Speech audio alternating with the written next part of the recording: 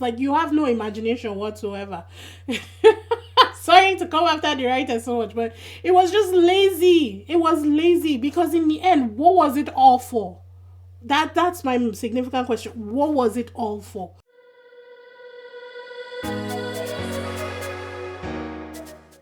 Hi people, welcome back. If this is your first time, my name is Talia Adewale and this is DISBYDEM. Today we're talking about the 2019 Korean drama series, Extraordinary You. Sure to like the video, leave your comments, subscribe, and hit that bell, and let's just get into it because this one started out on a very good high.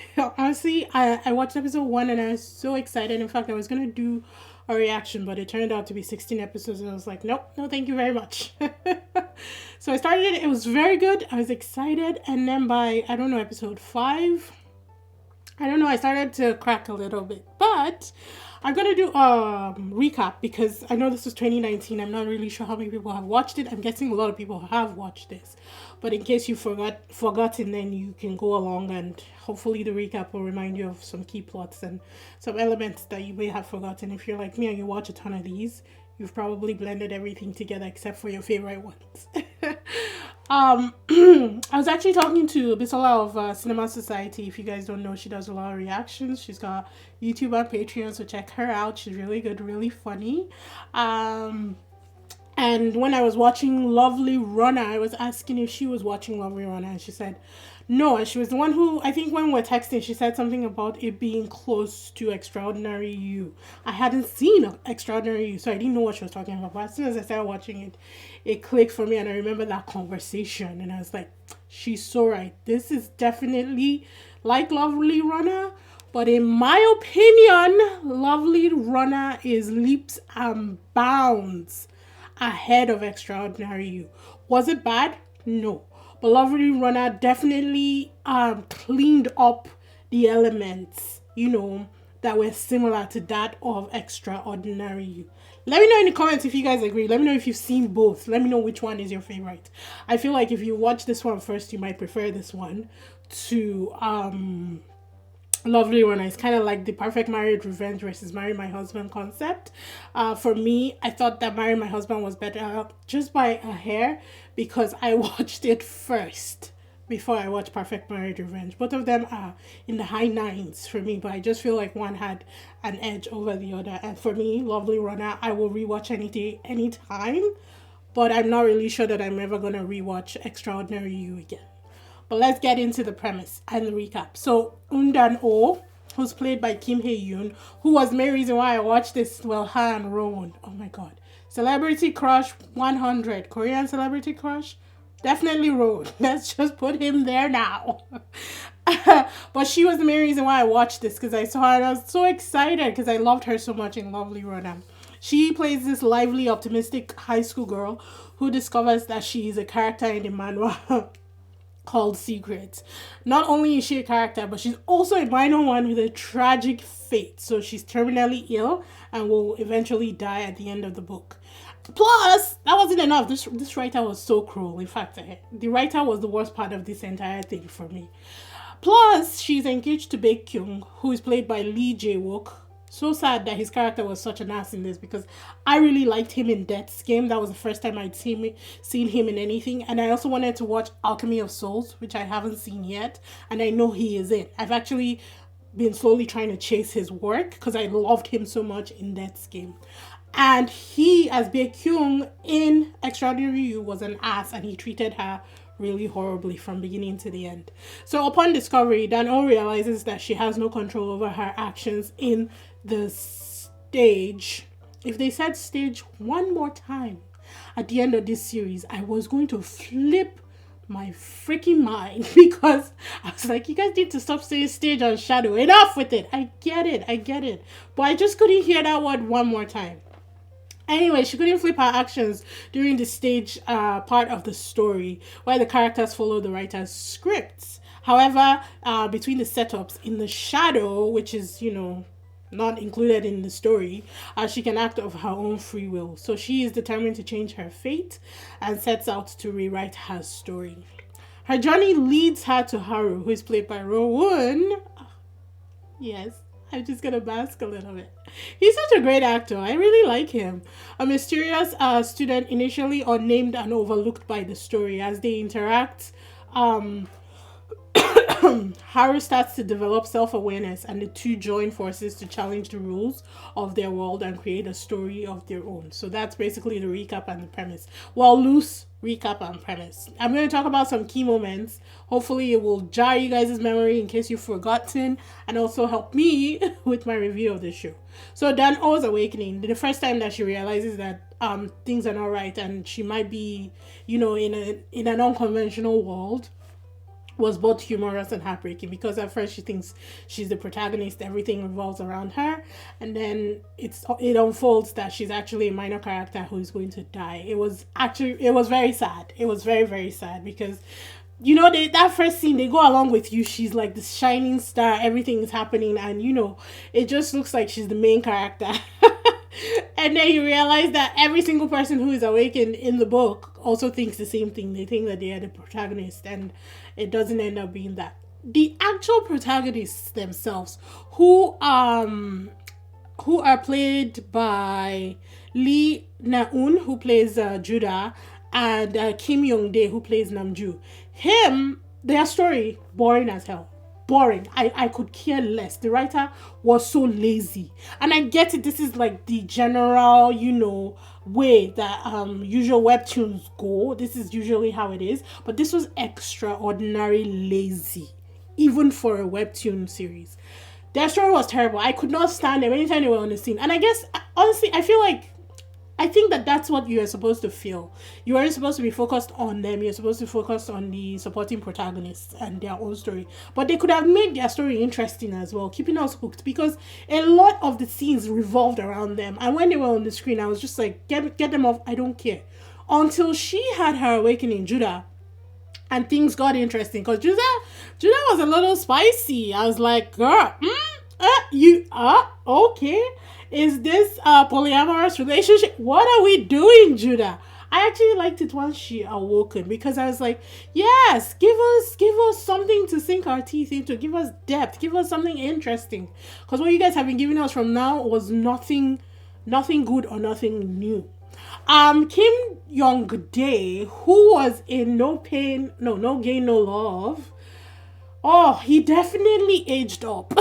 If I mean, because here he was cool, but I didn't really think that he was handsome enough to be the main character. If I mean, he's not ugly, guys. He's actually really handsome, and if you watch No Gain No Love, you understand when I say he's actually handsome.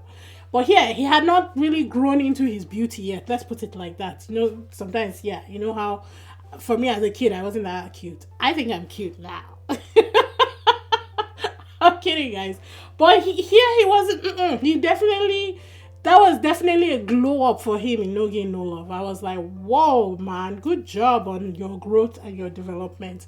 Anywho, their story was not as interesting, and I wasn't really there for it for the most part. Another key moment was when they introduced Haru, and him being the initial nameless character that gained self-awareness. Like, he literally had no name in the book, and then as the interactions with him and Dan O continue, he kind of gets written into the story and becomes a very pivotal character in the whole thing. Then disappears, comes back with his memories lost, and has to regain his memories. Like, it was a whole thing between these two people, Danu and Haru, changing their fate. So them trying to set up things and change things as much as they can, but knowing fully well it's just like, you can't really do anything. The writer's will is what will happen regardless of what you're doing in the stage or the shadow, I thought that was it was frustrating, because no matter what they did, nothing was changing. And even when they change something, it will just flip in the end. It will still come to pass. So in my head, it was like a hamster in a wheel, and they were just spinning their gears. Nothing was really going anywhere. And I felt really bad for them, because it was a continuous cycle from 1 to 16. And at that point, I was like, okay, so what are we doing here, And then the backstory of their manual worlds, where you figure out that this is not even their first time being love interest in a storybook. And then you question the writer again. It's like, how lazy can you be?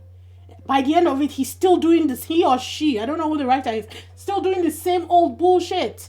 Again, with another story where they probably won't end up together. It's like, Come on, let's be creative now. Let's at least try mix up the characters a little bit. It's just so annoying. And then if you want to even dig deep into it, you wonder why the characters are getting self-awareness where they know understand that this is their fate, but then this is their story, and there's it it just it was warping my mind in not the best way. Is the best way that I can describe it. And then Baekhyun's redemption arc. He was a dick. He was a dick. He was intentional about being a dick, whether he was in the stage or the shadow. He was written as a dick, but even in the shadow, he was being an intentional dick. So I was like, why should he get a redemption? He has been nothing but horrid this entire time.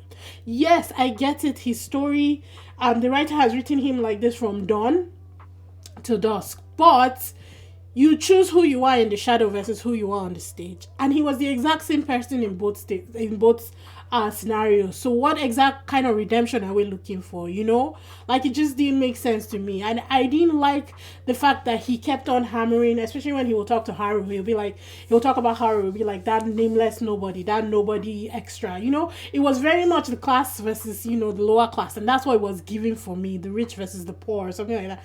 And I just didn't like it. I was not there for it. It's like, at least have some depth to your character. Even if you want to hate on this guy, it doesn't have to be he's a nobody, I'm a somebody. Like, it was just annoying that was his argument for the longest time, from beginning to the end. I don't mind if it started there and then it developed into something else, but that was his main argument every single time. He would say a no-ness, a nobody extra, a nameless extra.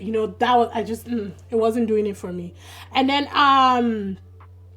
in the end, realizing that there's really nothing that they can do. It's basically their fate. They cannot rewrite their fate. So at that point, it's like, what are we doing then? What was this entire 16 episodes for? 16 was too much for this series because some of the episodes were useless. They will show them frolicking and being happy only for it to reset. And it's like, you stop repeating the same things. We've seen this before. Give them 2 episodes of happiness, reset it, and then continue the story. Let's get out of here. Don't keep. It was a lot of repetition, and I was just not feeling it. I liked it though. Guys, I don't mind watching it. I thought that it was a good watch for what they gave us. It's just that there was a lot of problems in the series itself, and I just think it was a lot of wasted time and effort on things that could have been developed differently. The entire series, they managed to cover themes of self-discovery, fate versus free will, love transcending dimensions, and they also included humor and satire in it, which was kind of cool. They did well with handling these themes. If I'm being honest, they actually did. My problem was the longevity and the fluff that they put in there.